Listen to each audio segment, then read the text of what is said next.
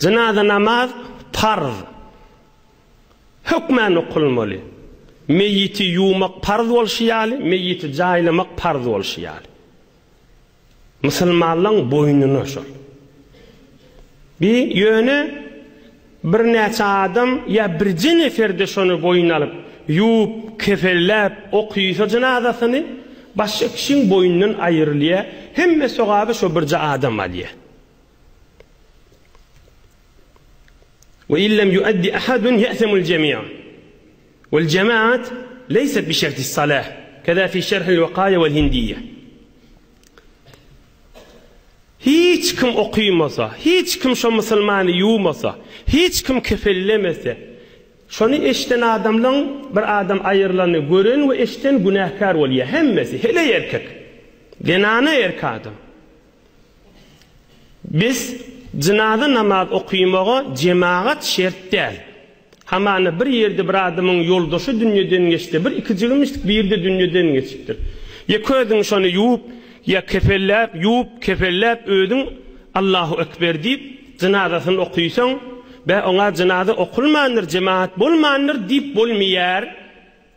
Cenaze namazda cemaat şert değil. Bir neferde olsa okuyamalı, yola salmalı şol meyyiti Müslüman dünyadan geçeli. O cüre farzlara näme aýdylýar? Ilmi ady näme? Ilmi ady farz-ı kifaya diýilýär. Yani bir näçe adam şonu boyun alsa başgalarının boyundan aýrylýar. Yani şo okuyan şonu boyun alan zähmet çeken sogabyn özü alýar. Hamana 5 wagt namaz farz-ı kifaya däl. Her kim öz boynuna özi. Emma cenaze namazı okuymak farz-ı kifaya. Bir näçe adam okuysa başgalarının boyundan aýrylýar. Yönüş tayba. Parza yani farz diýdi ey cemaat. Bir farz bitirmek hamana falan mescitte cenaze var. Ya tanıyan ya tanıyana.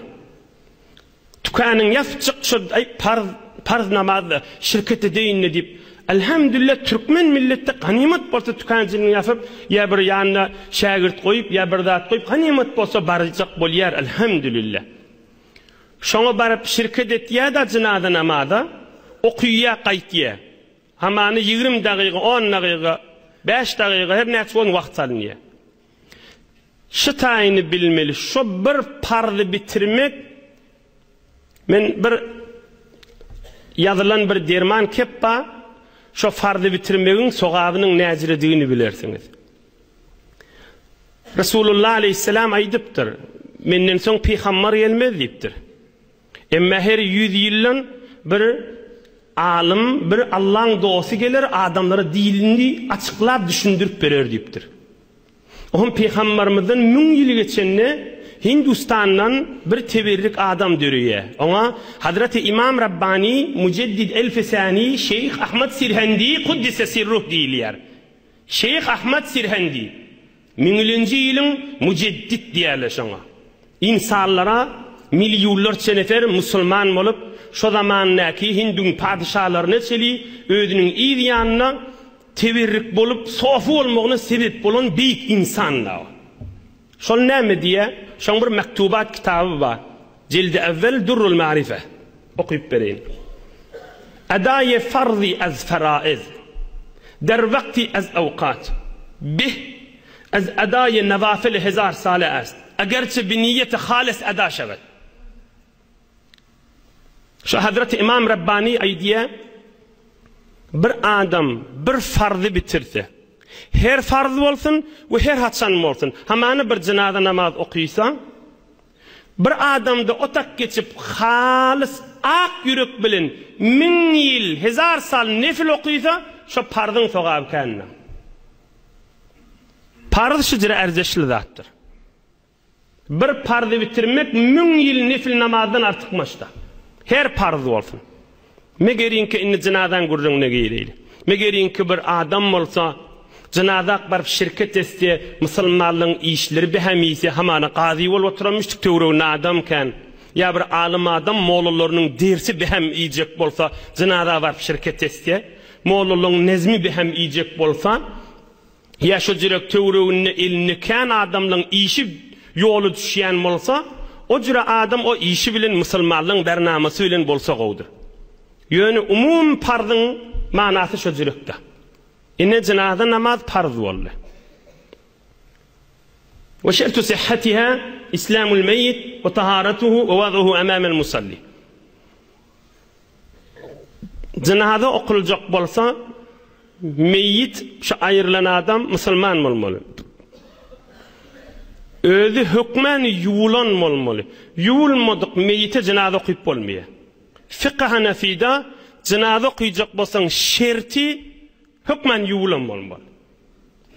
Bir de imamın öwünde duran bolmaly, okuyacak adamın öwünde durmaly.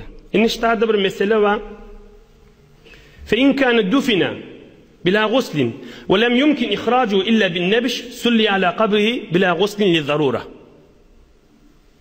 Eger bir meyyit bir heftelikten bärde jaýlanan bolsa, yuwulmadyk bolsa, jaýlanypdyr da başa gaýlykda, yuwulmandyr. Defin molttur, jaýlanypdyr. Aya şonu açyp nebiş edip, qabri ýaryp, gumlaryň kenary çekip şonu çykaryp ýuwup oham okuymalymy ýa qabriniň üstüne okuymalymy? Fiqh Hanafida bir adam yuwulmany jaýlanan bolsa, cenazada oklanak da häzir yuwulanak da.